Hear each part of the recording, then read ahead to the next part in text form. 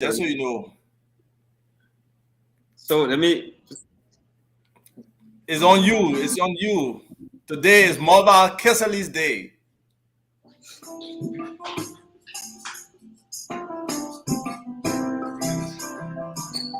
I think, are you there? I'm right here. Can you hear me? You went out for a second. Can you hear me? Yes, I'm hearing you now. All right, wonderful. Good. So, good afternoon, good morning, good evening to all our people and our fellow Liberians all over the world.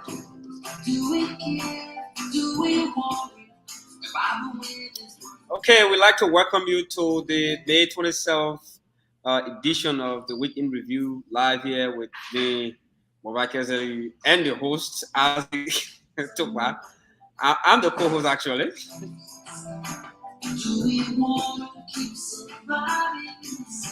Okay, on the weekend review, we talk about a lot of issues happening in Liberia and some of the major global issues that are of importance to Liberia and Liberian people. And on today's edition, we have a lot on our plates, but we would consider some of the most important things that happen in Liberia over the weekend.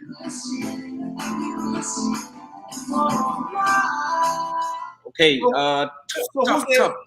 Who's the singer for this song? This sounds like a very nice song. That song was done by Peter Cole. Peter Cole is a Liberian international musician. He's my best musician. Really? Yes. His songs always sound like struggle songs. I love his songs. Like, want to get you to do something, like the words in this song, they're touching. Yes, absolutely. And he has the voice of melody. I mean, he has a voice of melody. He's a great guy. Wonderful. Wonderful. Yes, so as expected, obviously today, the biggest news in the country, political wise, is the international report released by Omnia and Alaco, the framework of political prosecution. The case of Alexander Cummings has been released and is the talk of the town. It's been discussed in all quarters of the Liberian society. So we'll take that issue at number one. Yes, that's issue number one. And then the next issue here will be the justification made by the Finance Minister Samuel Tuer of violating the Road Act. We will dig deeper into that and also try to link it to what happened to Brandon Samuka. I mean, it is because of this same misapplication or misappropriation of government funds that Samuka was, denied from taking his seat as senator and subsequently paying some money back to the Liberian government. But Tuer has done it. Up to today, nothing has been done to him by the Liberian government. We will also look at the Princess Copper family withdrawal from the second autopsy based on delays by the government of Liberia. They don't want the autopsy to go on anymore, and they are demanding for the dead body of their sister and daughter so that they can give her a befitting burial. That clearly means this entire issue surrounding Princess' death will remain unresolved. No, permanent closure will be given to the family. And the fourth issue on our plate is the issue with what happened in Grand Cape County, where BA Mountain has denied, polluting the water source in Grand Cape County. We'll look at that. And then the family, by the way, of the electrocuted LEC employee wants him from out of Liberia for medical treatment. I don't really know what led to that happening because he's a legitimate employee of the Liberia Electricity Corporation.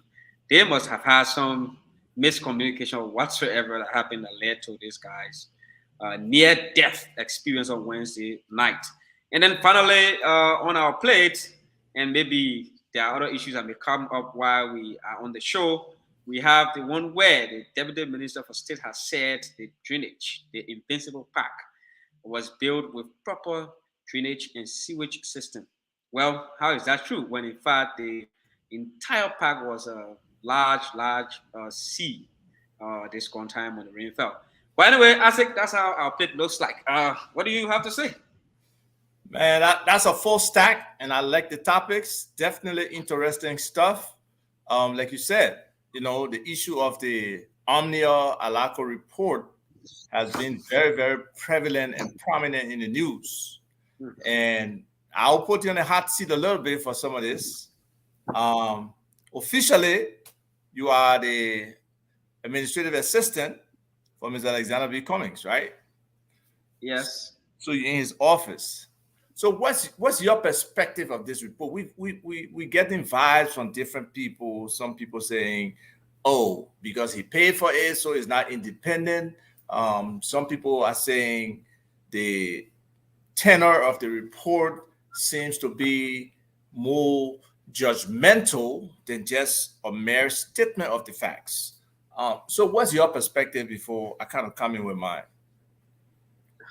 I mean, first of all, I like to state on record that some people who are largely our opponents are right to, make some of the statements they are making.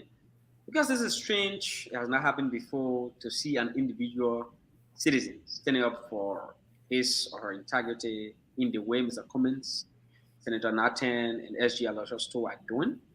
Uh, but if people want to also question the credibility of this report, then we should question the credibility of the Crow report into the $16 billion saga.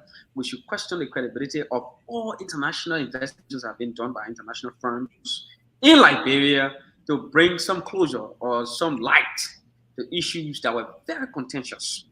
Now, Liberians should note that the government went to Crow because they felt the public did not trust the government. They try to clear their name to say we did nothing, so let's go and pay the money. So these international people are independent. They can come up with their findings and the public will believe them. Mr. Cummins believes that the government is incompetent and largely unable to be able to give us independent facts into the allegations against he and his school. So he too, like the government of Liberia, went to the international community and brought very reputable and credible organizations to conduct a forensic investigation. I want people to note, unlike other times, Mr. Cummings' case is quite different. He contracted two firms, one a law firm and the other a forensic investigative firm. So those are two firms. You do not expect two reputable international firms to put their reputations on the line because they won't defend Alexander Cummings. Look, my boss is rich or he's good, whatever, but he's not richer than the companies. So how can they now ruin their businesses because they want to clear his name? It makes no logical sense except for the fact that the statements of apprehension are coming from our opponents, which is expected. So I'll leave it right there and let you come in and ask it. Yeah, it's amazing, that for a state that is highly compromised, highly corrupt, and we cannot leave out the same individuals or citizens because the sum of the parts make up the whole. So Yeah. our individual corruption, our family corruption, our church and schools corruption, our institutional corruption, our government corruption is all what makes our society so susceptible to, accusations, to disbelief, because we have not established a reputation of credibility and integrity. And that's what's happening in our system.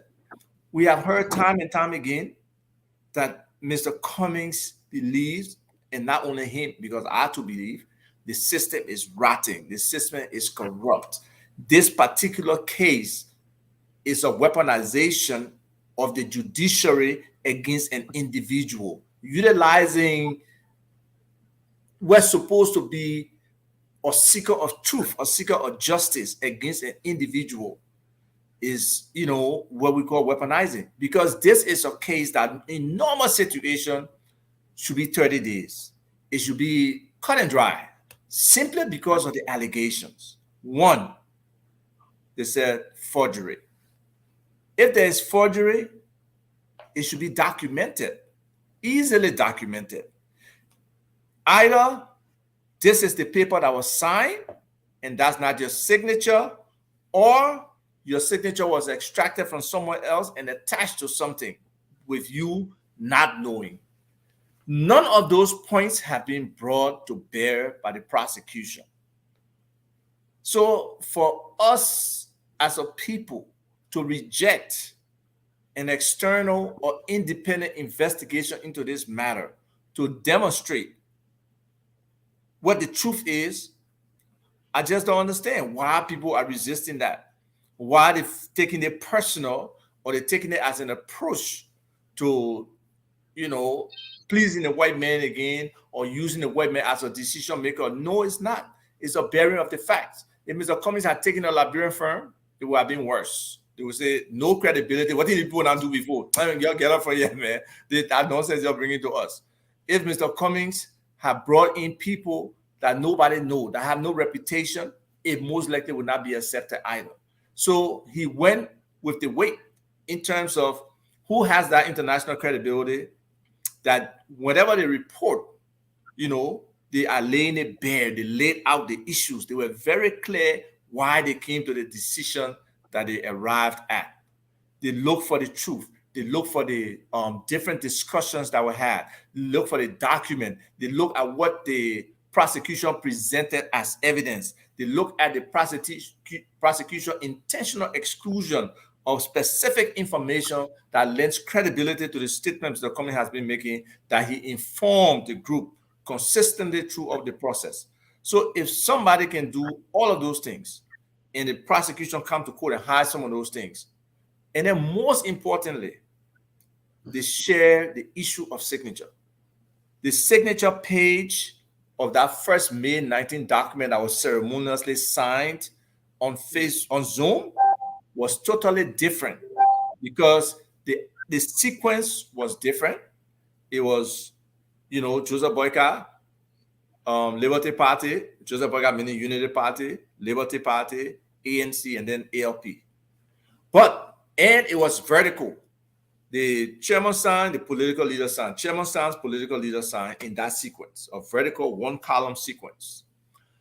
On the document that was submitted to NEC, that was revised by the lawyers, the signature page is a two-column signature page, and it goes by the alphabetical sequence of the political parties. So the ALP was first, with Theodore Momo and Benana Ure. One signed on this side, the other one signed on the other side. So it was two columns. The next, ALP. Next, Liberty Party. Finally, Unity Party. So that's a clear distinction in the documentation, and it brought all these facts to bear.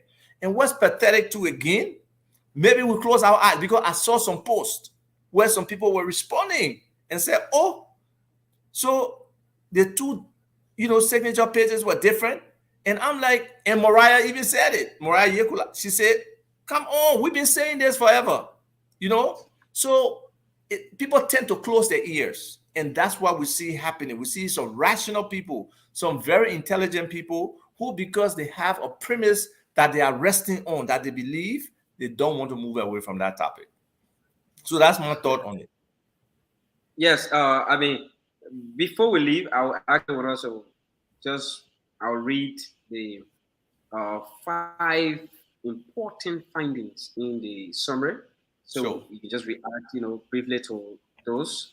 But I want to state, before I start reading, that the reaction coming from, some people, it's not based on the fact that they don't believe in the integrity of Mr. Cummings. It's just because they are opponents and they feel they have to weaken his position. So no matter whatever you do, even if you were to bring President Joe Biden to conduct an investigation, they will still question the credibility of him and the U.S. government. So let's move on from there. Okay, so quickly, let's just address this question. This is from Mr. Anthony C. Did they conduct interview with the other parties? Honestly, I do not know that they conducted interview with the other parties. But from my own experience of understanding forensic examinations and stuff, you are going to the source, you are going to the documentation. And the accusation is not one of deceit. It is clear, forgery. So what was forged? It is criminal conspiracy. What did they conspire about? It's been 5 months. 5 months. You, Anthony, You have not seen one shred of evidence that says this witness is testifying to Mr. Cummings forging this. You have not seen from the Solicitor General, who's the chief prosecutor here, any instance where he clearly present evidence. Yeah, the paper here, my people, yeah, the paper here.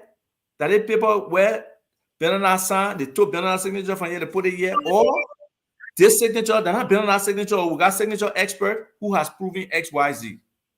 So it's just clear to me that the forensic evidence that was provided and tested was very clear. There was not a necessity for them to move in that direction to go and interview people who you know will not be willing to engage in interviews to say they testify to something. As a one point we want to stress is that the investigation, the international investigators, they had a copy of the evidence presented. Let me. Yeah. So they had a copy of the investigation that was submitted by the government of Liberia through the prosecution to the court.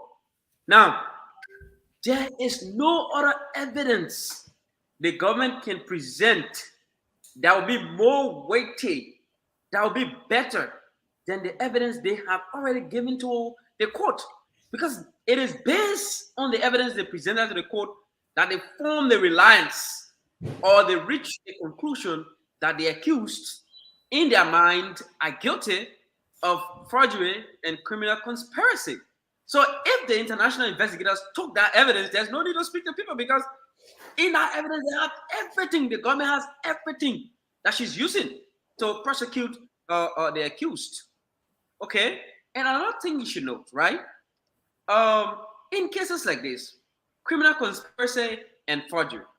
First, the fraudulent piece, you have the paper. That means someone's signature is forged. You have to bring, experts to compare the signatures. But if even you listen to Vivi Baka's testimony in the court, he did not deny the fact that it was his signature that was on the document. So, that clearly says that, based on his own testimony, there's no instance of forgery he pointed out to. Okay. And no instance of conspiracy either. True. Coming to the criminal conspiracy piece, right? You should be able to prove that Senator Toh, SG Aloysius Toh, took the document and I saw him taking it. He went to Mr. Cummings' house, for example, or Mr. Cummings came to him, or Senator Nathan, and they met so and so place, and this is what they did. Because you are talking about a conspiracy, there must be series of events that leads to the conclusion of a criminal conspiracy. That is not available for us. So, why should we waste our time? As we said, from time immemorial, this is bogus. Makes no sense. Very bogus. Okay, so I just want to touch on this quickly before we move on. This person, I believe, is Anthony, is saying, or some Facebook user, the court case is taking a psychological and physical toll on Alexander Cummings. I don't know how they came to this conclusion. I don't know, but one thing I know, Mr. Cummings is clear. He has even told them that there will be consequences. So I don't think, from your perspective, that this has had a psychological or physical toll. I believe Mr. Cummings is, again, disappointed in the court system, but that does not mean that he's disappointed in what his ambition is or what his desire is, what his vision is to make a difference for the Liberian people and to compete against President Weah in 2023 and win the elections and become the next president of Republic of Liberia. He is still focused on that goal, and that is the goal that he's pursuing. So thank you. Next one. Okay, all right. So you still want me to read the 5 important findings in the summary? That's up to you. You're running this show right now. You're the man. Okay, it's important because I want the public to have, a clear understanding of where we are with this thing. So the primary findings of the Omnia and Alako's independent report, in summary, are as follows.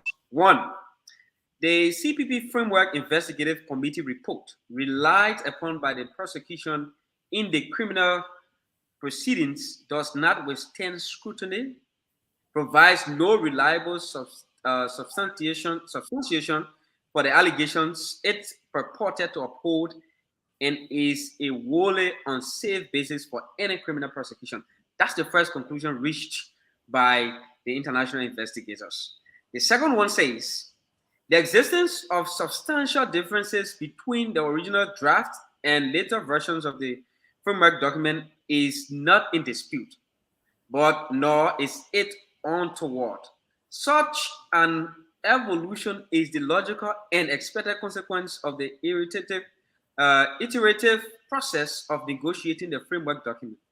In particular, the amendments proposed as a result of the CPP parties' legal review of the draft text were reviewed and approved by the constituent parties prior to registration of the framework document with the National Elections Commission. 3. The fact that the chairman of the CPP Investigative Committee, Mr. Momo of the ALP, played a prominent role in the multilateral review of the framework document, both via WhatsApp and in meetings, and therefore had direct knowledge of how the process had unfolded, gives rise to questions not just about the CPP Investigative Committee's competence, but also about its motives. 4. A comparative analysis of the prosecution's WhatsApp evidence against an authenticated version of the same chat room reveals glaring omissions in the prosecution's submissions. Despite assurances from the prosecution that these omissions were inadvertent, it strains credibility that these omissions resulted from several pages of the prosecution's exhibit having been inadvertently misplaced. Rather, there is a pattern of exculpatory evidence having been selectively withheld by the prosecution. And 5, ultimately, the simple fact is that the framework document as filed with the NEC on 14 July 2020 had been duly reviewed, discussed, approved, and endorsed, and signed by the relevant leaders of the constituent parties. Isaac, I mean, you can just give your final reaction to this and then we move on. For final reaction, those are solid facts of the case. They really did their homework and they presented the reasons why they came to the conclusion they came to. And you know, sometimes when people look at a case that is bogus, that has no substance, they provide some kind of reference or some kind of ruling. So to a large extent, if people look at this and somebody did ask the question whether the documents were reviewed, yes, even Bernard Ure is on tape saying the lawyers came, the lawyers review, we approve what the lawyers review. The version that the lawyers review is what Mr. Cummings put in the chat room that even Joseph Boyka acknowledged, Theodore Momo acknowledged, and one or two other people in the chat room acknowledged. Yes. And this is what they signed. Mo Ali himself later on said he carried the signature page around on a previous show on Spoon or somewhere there. So there's no doubt about these things. They happen. Could maybe better controls have been put in place? Your signature for receipt after you sign another paper and say yes, and I signed this paper and stuff. Yes, but when people who thought they were united got together, were they thinking this far? No, only that core group. If you guys saw the discourse or the interview with Martin Collet, where he said there was an internal group where Mr. Cummings was not participating. They were actually against him, and they included the clause that they have, this exit clause that they have in this issue about. They purposely included it because they felt Joseph Boyka was going to be the candidate and Mr. Cummings would probably have wanted to run on his own. So to prevent him from running on his own, that's why they held this binding clause into the framework document. Unfortunately, when they got scared, when it was coming time to go to primary, they wanted to run away and it was just not, the space was not available for them. So that's why we are at where we are. But before we go, let me just say this. I believe the opposition represents a better opportunity for Liberia than what is happening today. That's why my call is for opposition people to calm down. The vitriol, the viciousness, the seeming hate. I don't like to use the word hate because hate is such a strong emotion. I don't know if I can even generate hate for anybody, even if they won't kill me. It's just too strong for me. But what I'm saying is we as people who love Liberia, and I'm assuming majority in the opposition do, we need to come together and be able to say, this is the kind of Liberia we want. We can still compete, and that's the thing. Competition in a democratic situation is not a bad thing. Me and you competing does not mean I have to curse at you. Does not mean I can't be civil to you, or does not mean we can agree on the same thing. Sometimes the both of us could have the exact same platform from a topical point of view, but I can feel I'm more competent to implement my interpretation of that platform or the particular constructs of that platform that I want to implement. And I feel I can be a better leader than you are. That does not mean you are bad. It just means I think personally I'm the person to do that job. And I think that's the mindset of Mr. Cummings. So let's not feel angry that Mr. Cummings wants to be president, Mr. Boyka wants to be president, and seemingly the opposition is splitting. No, is competition is good, but if we as opposition people can agree, that yes, for me personally, if Mr. Boyka will go second round, I'm very clear. I will support Mr. Boyka. I'm very clear about that. It's up to other people to come to that position. Yeah, you laughing. You're probably one of those who will say, but I'll be the same way. If Mr. Cummings were to go second round, I will go to all my United Party friends. And I will expect them to support Mr. Cummings because I believe Mr. Cummings is a better candidate. So there should not be this kind of huge separation in the opposition, huge vitriol, huge argument and fighting consistently. I don't think it's necessary. I don't think we should be giving the weird government a free pass and not focusing on all the miscues, all the corruption acts, and everything that they are doing. So, folks, to those who will listen, to those who want to work together, we are here. We need to work together as opposition to bring this change about for a better Liberia. Next topic, man. Okay, to bring this change about for a better Liberia. So we move on to our next talking point, and that has to do with the Minister of Finance justifying the violation of the National Road Fund Act. Now, in Chapter 2 of the National Road Fund Act, it states that all funds of the National Road Fund shall be held in the fund account from which disbursements shall be made solely, underline that, it says solely, to finance the approved annual road maintenance expenditure program and directly related costs as hereby required in this act. So, the Minister of Finance said the government, according to him, he tried to justify it, that the government acted lawfully by taking money from there and using it to pay salaries. According to the minister, he met the CDC speaker, Buffer Chambers, in passing, and they talk about it. He met the CDC Senate Pro Tempore, Cletus Watterson, and they, and they talk about it in passing, and that was just it. He did not seek the approval of the legislature before touching the road fund, which is a clear violation of the act creating the road fund.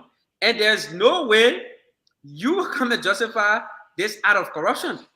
And it's been weeks out there without the government taking any action against the Minister of Finance. When clearly his statement runs contrary to the act establishing the National Road Fund. Isaac, I don't know what you have to say about this. You wanted us to talk about it last week. I told you I had to go deeper and then try to understand it. But what's your first reaction to the minister's statement? Okay, the minister is very flippant. The minister assumes he can just get away with everything or just say anything and the gullible Liberians will just believe it. I hope our lawmakers are listening. This road fund thing is a clear violation of the law. The legislature was not, consulted in a proper manner. That is a law. You can't change the law midstream or go against it. Whether you and the road fund chair agree, whether you and one lawmaker agree, whether you and 10 lawmakers agree, that's not the point. The point is to change that particular clause that allocates specific revenue of collected from the people of Liberia for the purposes of road. You must go to the legislature to get full approval. This is not the international community money where you guys been playing with. It's not. It's different. This is the people's money, but they are so used to playing with the people's money. without any recourse, any punitive action, any even strong reaction from the people. Like I said, we've been giving them a pass as opposition. So these guys will just joke around with the people money. And that's what's happened. 16 billion, 25 million, all the other scandals that are being out there. Now then they threw out 23 million or to do what they call the stuff, the airport. Now the other day on the interview I heard, we've been crying for a long time for us to put solar over there. We even offer up a proposal that we can put a 1 kilowatt, 1 megawatt system over there for probably less than $5 million. But watch it, they will find a company that will probably charge $10 to $50 million to put up, solar energy at the airport. Hey, again, that's them trying to extort the Liberian people and take their money. But the road fund has been violated.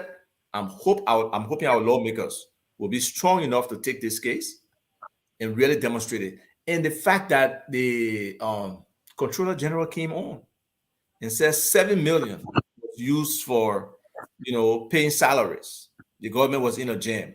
This is the government that claims they have collected the greatest amount of revenue ever. So how can you be coming here not collecting enough revenue to to actually pay our people who are taking money for the road fund to do that? It makes no sense at all. So hopefully Dillon, I saw the picture of Dillon and what's his name, Fanny Sherman. Maybe they are the lead. Since I'm presenting today, that my name is far from the show, please.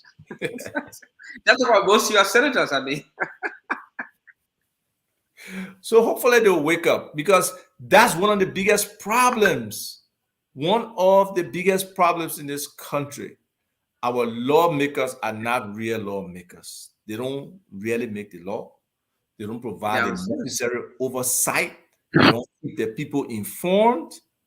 And it's just terrible that opposition lawmakers, even some from the ANC, do not have an agenda that is stand by. They won't even disclose documents.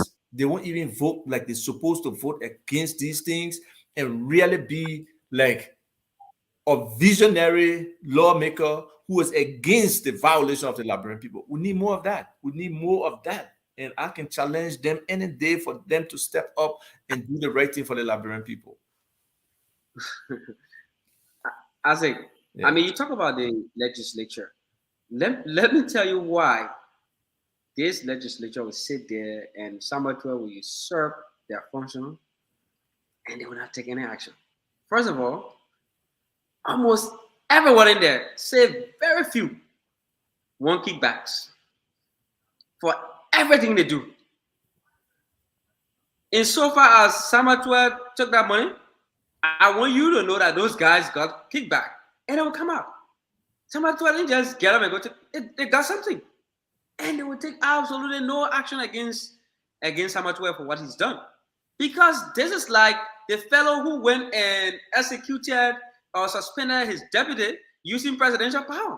There's like someone power of the legislature and using it. But because members of that legislature are not strong enough, they are not even independent, including those from the opposition, that's how it looks like. Nothing will happen to Samuel Tuah. He will walk free. He'll be free until the next government comes. And maybe they decide to say, let's go after, if the next government will be a more serious government and the WIA-led government, then Samuel Tuah will be able to account for what he's done today. But under WIA, nothing, absolutely nothing will happen.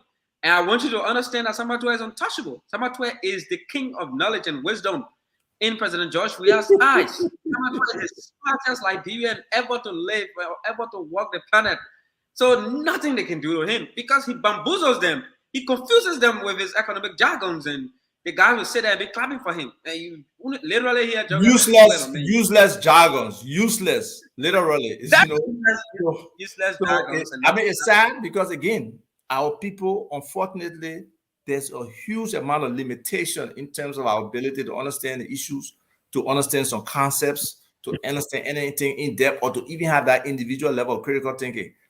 Yes, on Wednesday, George Family and I were discussing a specific topic that had to do with skills for the future. Where do we go as Liberians? Because the rest of the world is trying to prepare the people for the future.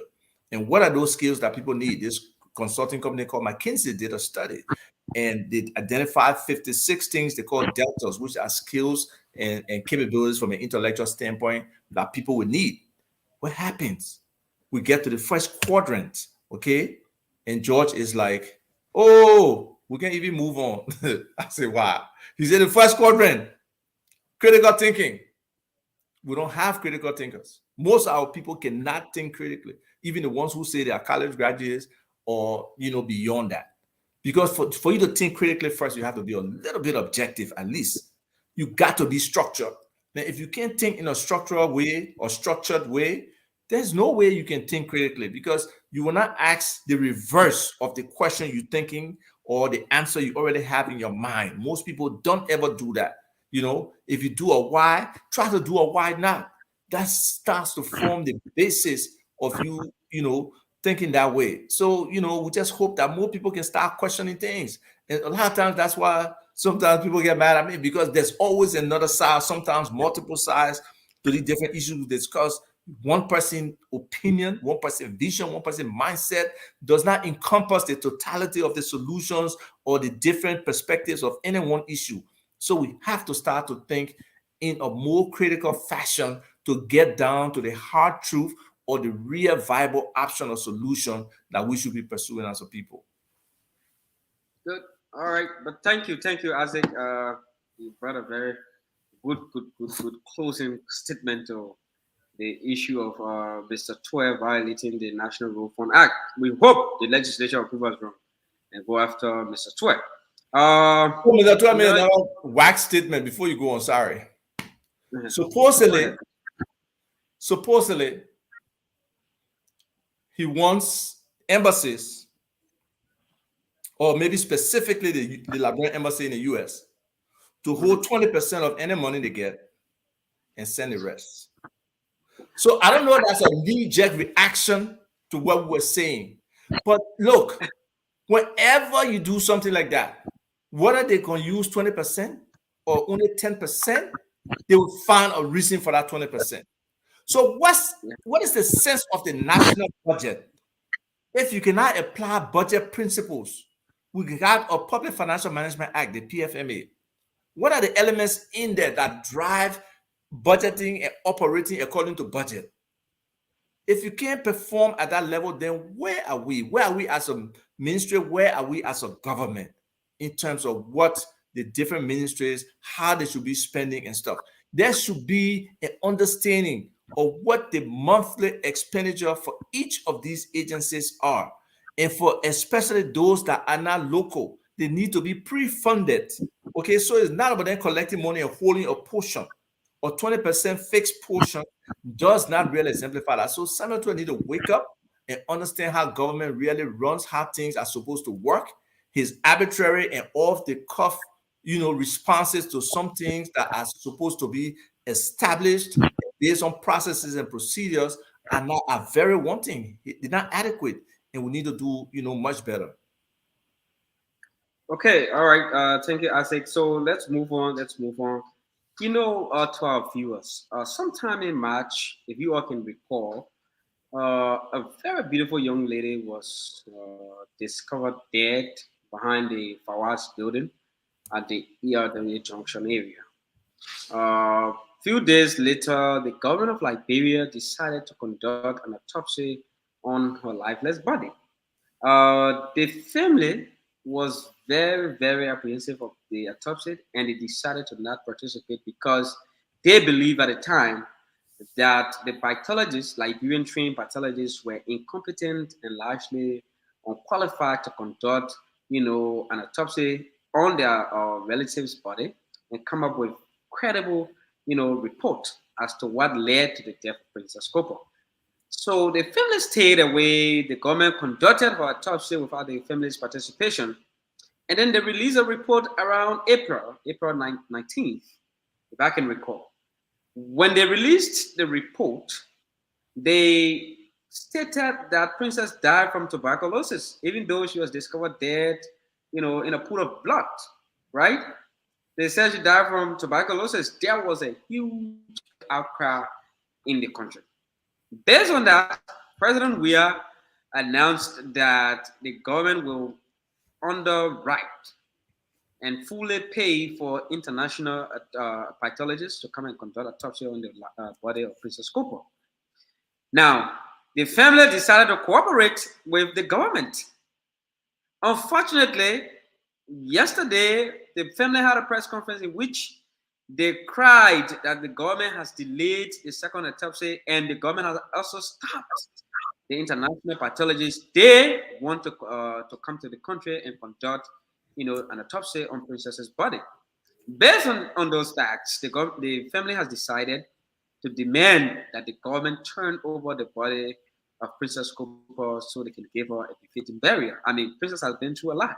She already died under very mysterious circumstances. And unfortunately, the government should do everything she can to bring closure to this issue and treat the family with respect. Because this is someone's daughter, someone's girlfriend, someone's mother, as a matter of fact, that died under such very mysterious circumstances. I don't know why President Weah and this government decided to play with this case. I mean, this is very, very, very serious. We're talking about the loss of the life of a Liberian citizen. See how this family is in pain. They are crying every day, and then the government is treating them with respect. So they just want the body of Princess Copper to, give her a befitting burial. I mean, I'm appalled by what has happened to this family. I'm very disappointed in what the government is doing. I don't know what you have to say about this. Well, it just happened that yesterday I talked to Ambassador Stephen Vogtberg, who is a young man who has really been advocating for Princess Cooper. And he himself is very disappointed in the government's action. The family is very frustrated. And I wish I could confirm what he told me in terms of the pathologist, the forensic pathologist that they had identified, supposedly this guy from the Philippines, who he claims knows even some of the Liberian people. He has done some work here in Liberia. He knows those doctors that did the examination or the autopsy of Princess, and even taught one of them in the university. But the government has basically denied him to come here, and I don't know how the family can select that individual and the government denies him. So I got to verify that based on what the young man said. But it is disappointing. And the first thing is the government has not clearly come out to construct this case. So if the family, somebody are willing to get the family money to get an independent investigator from the United States or from Australia or from South Africa, people get vexed again because the family want closure. They want to understand certain things. Why did the child die? Everybody wants to know that. Like my mom was 94. When she died, you didn't have a question. I would even ask if somebody won't kill her. No. But Princess had her whole life in front of her. So it's not easy for them to just accept tuberculosis, especially based on our limited knowledge of the disease. We only look at it from one spectrum. We're not educated that somebody can be fully looking healthy and be able to have an impact from tuberculosis and even die from that situation. All right. We respect the professionalism of the doctors, the thorough way they went through it, and I believe in science. But there are other mitigating circumstances. What was she doing in that area? Some people claim she was across the street drinking. And Vogtberg said, no, she was not across the street drinking. So how did she get there? Some people say, there's this situation where she had a boyfriend who was Lebanese and he was living in the building. Has that been confirmed? So the whole investigative process has been a secret. The police has not really given us the substance around her appearance there and other issues. So there's still more lacking, and that's why people believe otherwise. There's supposedly one Lebanese guy that was arrested or held for questioning. We don't know his whereabouts. We don't know his name. We don't know any details. So, it's just funny that some people would not understand. I mean, Eh? No, I'm sorry, but I think you should do that. No. Wow. Now, they body something they've been talking about. Why? And I have my own living. No, my man, if you get worthless there, we get bother with them. They can say anything they want to say. They still crying. That we are own words he used in our book. Actually, we refine it. We help refine it so they can cry all they want. The fact is the fact. But the issue of Princess, stay high legs. This government need to really be transparent about what happened and try to bring that case to closure, try to help satisfy the family. But now they say they want the body, they want to move forward. I guess maybe the government will respect it because the government don't want to hit on them anymore. Right. They are right. They are right. Look, no one is accusing the government of killing Princess or whatsoever, but you should stand with the family at this time. You should be with the family, consoling them, instead of treating them with disrespect. They have been treated currently and deny them what they want. This girl died mysteriously. You don't just expect them to sit down on the mat and cry, and that's just it. You should give closure to the family, so that they are right, by the way, and I support their call that the body be turned over to them so they can bury their loved one and move on. I mean, this has held them since March. We're talking about something that happened months ago, and it keeps dragging on and on and on without any visible date or time for this to come to an end. So anyway, let's leave it there, Isaac, and move on to the next topic. But this is the week in review here live on this platform with me, Mobile Cassidy, and Isaac Batukba. We are talking about a host of issues happening in Liberia and some of the most important things that happen during the course of the week. It comes your way once every week, where we just do a summary of all the major news events during the course of the week in Liberia and those that happen outside of the country. So the next item here, Isaac, is the issue of the pollution that happened with the Marfa River in Grand Cape County. Right. That river actually supports and serves about 10 communities in that part of the country. Right. We woke up sometime this week, one early morning, we saw a dead fish and a dead dog that had eaten even one of the fishes in the water. And, citizens were very wary of for their lives. There was information that the contamination of the river happened as a result of leakage of chemicals from the Bear Mountain concession area. Now, Bear Mountain is a concession company that deals in gold, they dig gold. So citizens be clear that it is the chemicals they use to clean the gold or whatever that got spilled into the river, which led to the death of both marine species and some other domestic animals like the dog that died and several. So the company has come out to deny polluting the water source, even though, according to them, they have sent their own environmental specialists to conduct an investigation into the allegations that it is spillage from their company that caused the pollution of the water. The EPA has also sent some investigators there to be able to test the water to come up with a conclusion. I don't know how long that's going to take, but Isaac, do you think this is just going to be one of the many lingering and unresolved issues in Liberia? What's your thought about this? Unfortunately, I have to believe that is what's going to happen because it has been a consistent trend. Our lawmakers, our officials get compromised by these multinational companies, and they don't respect our people. They don't respect our environment. They don't try to enforce our laws. They don't try to penalize these people to the fullest extent. So this here is an image from April 7, 2018. Called Yeye posted this. She said, the tailings, toxic waste, are stored in this poorly constructed impoundment created by embankments constructed from waste rock. From the video and this photo, you can see that the embankment has clearly flooded and the runoff may have leaked into adjacent ground and surface water.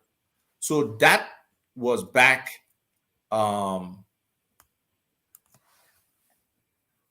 in April of 2018. This is more recent. All right. They have spilled over to the Mafa, they call it Mafia, but I guess it's the Mafa River in Grand Cape County, killing marines, including fish, even killing a dog that is some of the dead fish. So our environment are not protected. I mean, these Chinese people, these people who mine our country, they all tend to violate our laws, and our people really do not protect our environment. It's unfortunately a very, very detrimental thing, because I'm focused on sustainable development, going green, moving an economy towards green, from buildings to communities, whether individual home or whatever. Green is the kind of business I'm in, sustainable development. And we have no understanding about sustainability in Liberia. We are not protecting the environment.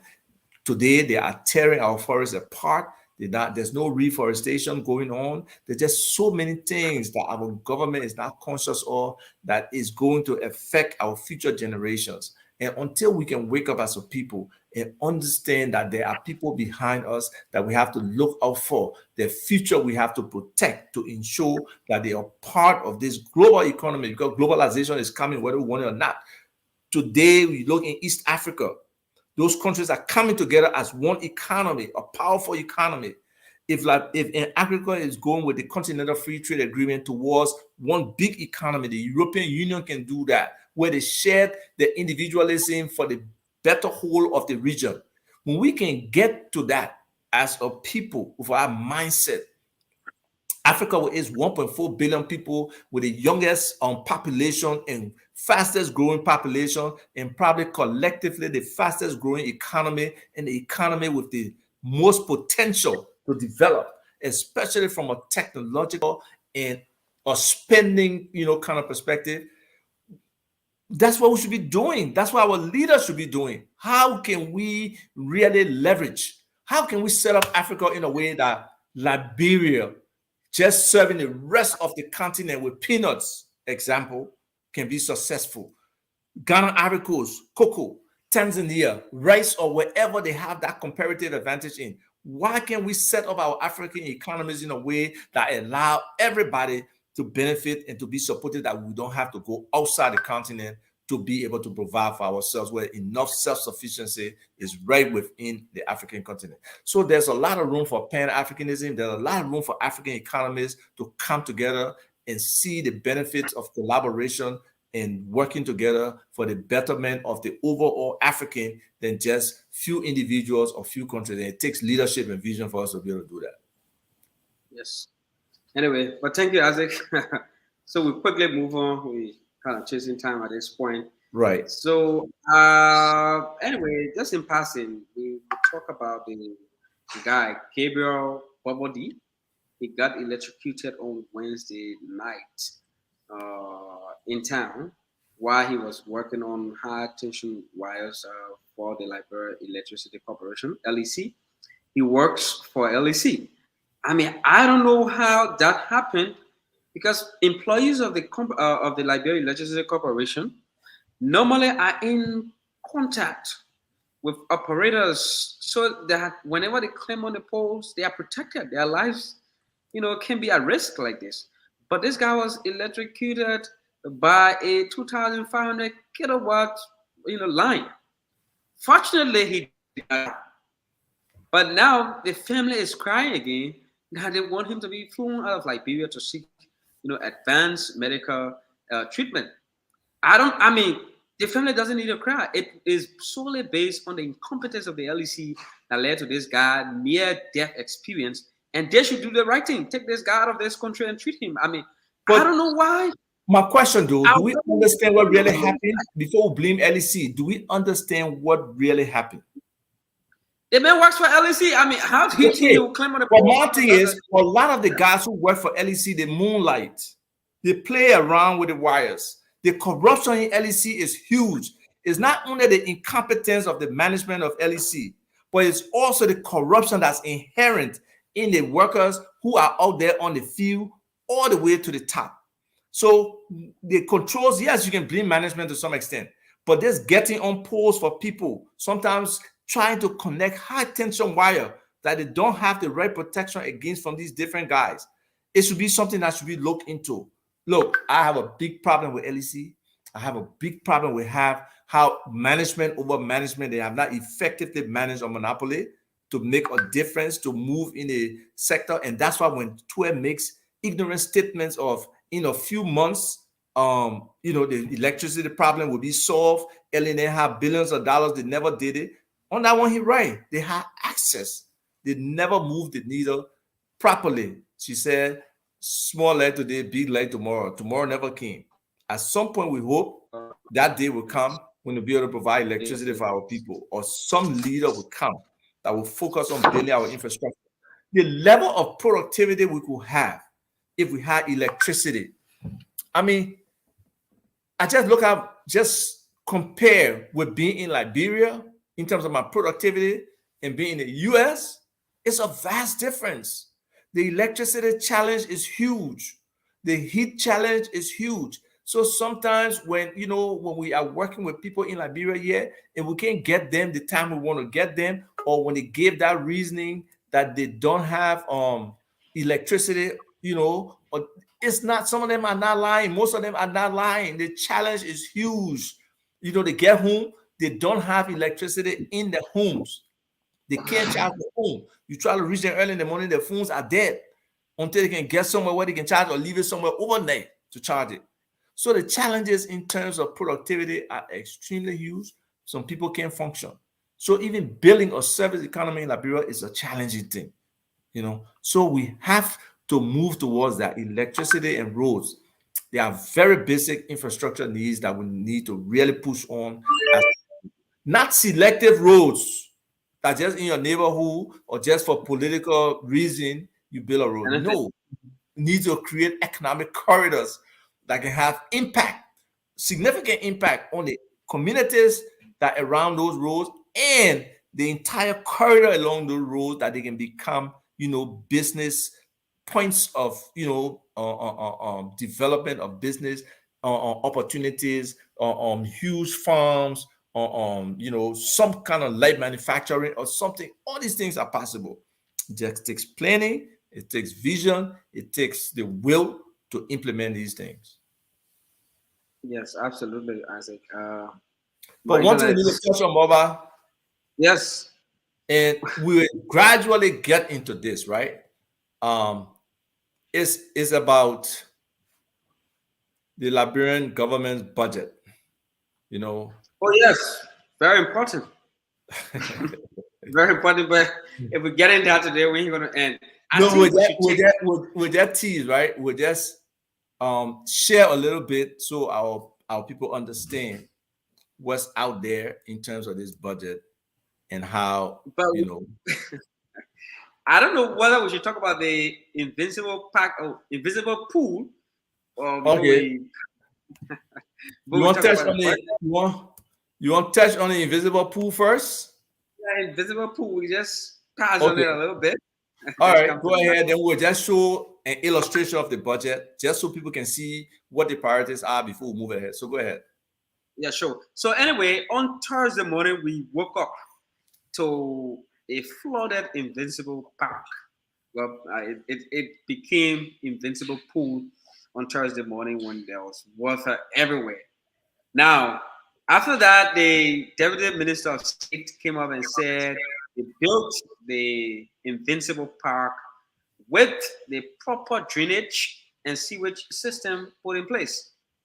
Unfortunately, what happened points to the contrary.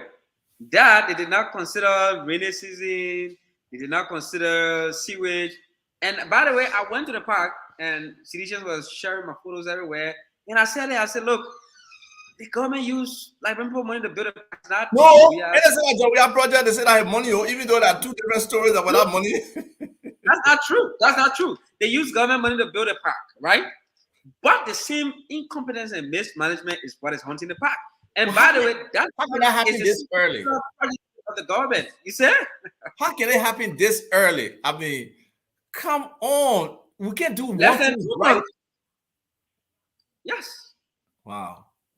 Sometimes I'm just amazed. It's not like he said, he plays soccer on our feet. I play soccer on our feet. That play was Sunday, but during the rainy season time, what happened? That thing is flood. Flood.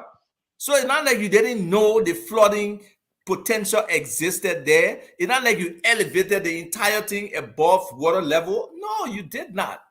So at what point do we do these things with a visionary perspective?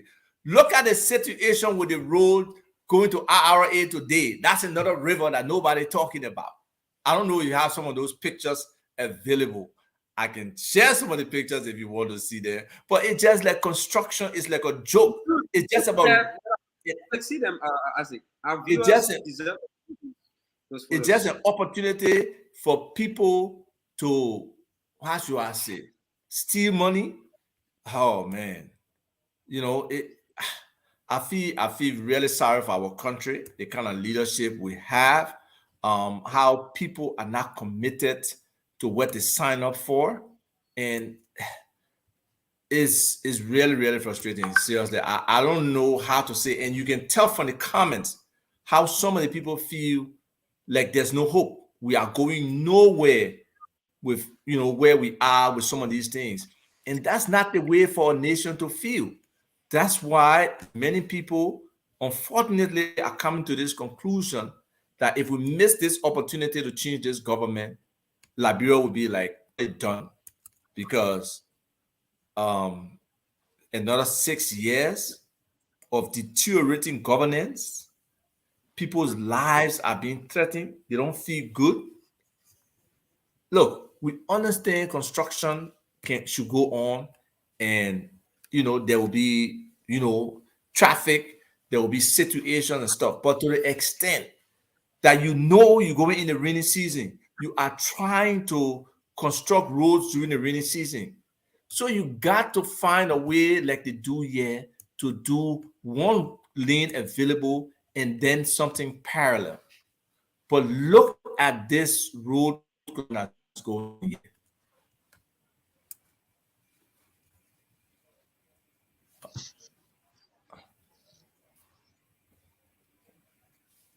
It just, oh man. You can see me, Molba? Yes, I can see you. Yeah, so there's pools of water. The road is being blocked, and maybe next week when we do the budget and stuff, we can go over that whole topic, with the budget image, the image of that particular slide. So like you say, I don't want us to go through it now. Let's try to keep with our contract and do 1 hour. So if you want me to close first and then you finalize, that would be good. Because I'm playing our song, right? Let's hear the song. That song is nice. Yes. I talked to Peter Cole and told him thank you. The song is actually something that awakens you. What is it? What is it? Stay alive? Stay alive, yes. Stay alive. Look, seriously, Liberians, we have to stay alive just for the benefit of our future people. We have to work on building resilience in terms of our level of hope that things can change. We got to convince more people that things do need to change. People need to change their mindset. That's the primary thing that we need to convince people about, their mindset, the approach to how they vote, how they assess candidates, how they look at the election process, how they can look only in the present. They can look at what's in it for them, what potential benefit they can get, not just on a personal level, somebody handing you something, but in terms of the holistic approach to living, to your life. Is your healthcare going to be better? Is your children opportunity for education or your own education opportunity to at least get some skills? Would that improve? Would the opportunity for you to get a job or start a business improve?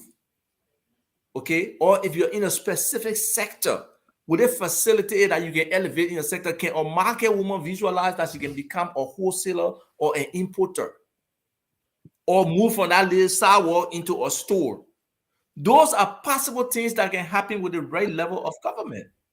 So until we wake up to those things and try to make those possibilities for our people, we are really in a tough situation. So I just want to say we can't give up hope. We got to try to stay alive with this situation. We got to try to sensitize our brothers and sisters on what is right and how we move forward. It's not easy. but it's something that we have to do, and we got to make some sacrifices. Everything will not be smooth and peachy. Look at what Mr. Cummings is going through now. There will be challenges, but we can't give up. We can't succumb to the pressure and not try to maintain the course we are going, the direction we are going, or even build up a different reservoir of energy to continue at even a more intense level to be able to be successful for the Liberian people. So, folks, I just want to say, look, all of you who come and watch us, thank you. If you can share this, I know I got to check because some people say it's difficult to share, but we are trying to build a platform here where we are informing our people, we are educating our people, we are sharing information that people cannot get otherwise. Some people don't get it.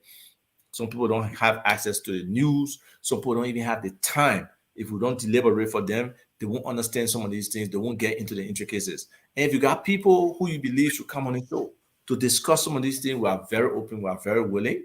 And people who are doing great things, like there are some people in the nonprofit sector or in the private sector who are doing some things, making impact. One such person I want to bring on is Mr. Caleb Doma. Caleb Doma is a friend I've known since the early 70s. So we're double probably Malabar age here.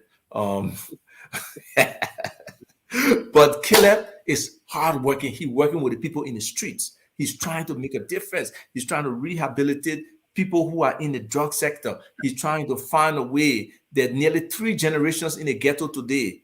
And those people, what is their outlook on life? What potential do they have to ever move out of that, vicious cycle that they are in? So those are some of the things that Caleb is working on. It will be interesting to hear his perspective and to find out how you, the people out there, could probably support this effort, because that is the only way we can move this country forward, if we can integrate those who have with those who do not have, those in the diaspora with those on the ground, for us to become one unified nation that we can work together, we can collaborate on these things and be able to impact our people. So thank you for the show, Mola.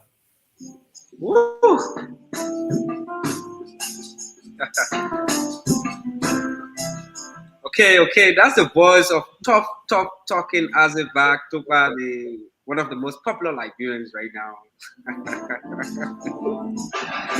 What do you want to hear that thing? Anyway, we'd like to thank all of our viewers who were following this live broadcast here today, Friday, May 27th.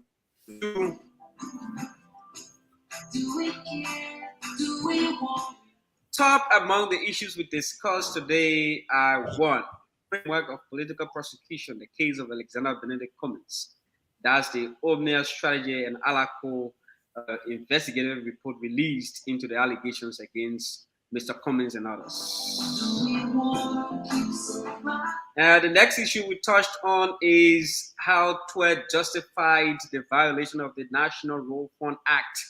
That was reported also in the Daily Observer newspaper. Princess Cooper family, the government for delaying an autopsy, and they have requested that the body of the late Princess Cooper be turned over to them for befitting burial.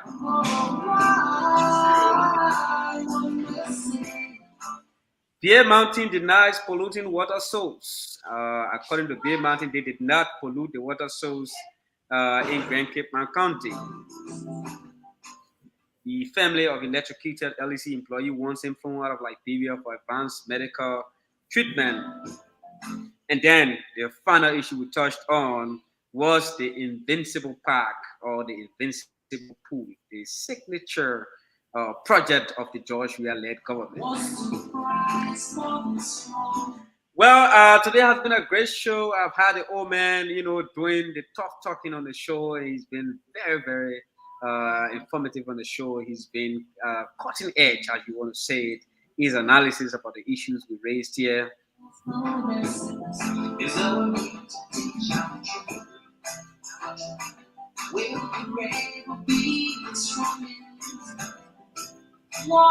Okay, the next time we see you here will be on the 3rd of June. That's the next time we'll have another edition of this show.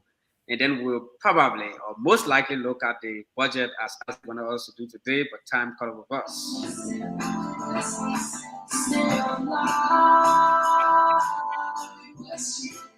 All right, until we see you again, we'd like to say thank you. God bless you. God bless Liberia. Peace to all of you. It's been a great show. God bless you. Let's take a few bars of our theme song, and then obviously we'll call it a day.